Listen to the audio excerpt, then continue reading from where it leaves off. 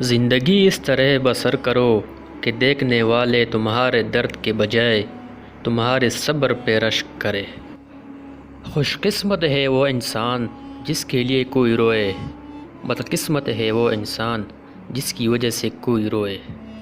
ہمیشہ سچ بولو تاکہ تمہیں قسم کھانے کی ضرورت نہ پڑے۔ مشکلات ہمیشہ بہترین لوگوں کے حصے میں آتی ہے کیونکہ وہ اس کو بہترین طریقے سے انجام دینے کی صلاحیت رکھتے ہیں۔ ذلت اٹھانے سے بہتر ہے کہ تکلیف اٹھاؤ۔ ہر بات پر ہاں میں ہاں ملانا منافقوں کی عادت ہے۔ عقل مند ہمیشہ غم و فکر میں رہتا ہے۔ آج کا انسان دولت کو خوش نصیبی سمجھتا ہے اور یہی اس کی بد نصیبی کا ثبوت ہے۔ صبر کی دو صورتیں ہیں، جو ناپسند ہو اسے برداشت کرنا اور جو پسند ہو اس کا انتظار کرنا۔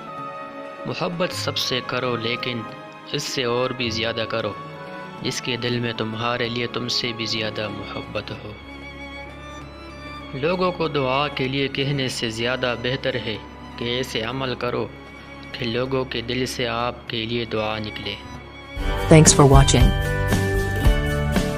Like, Comments share, and subscribe.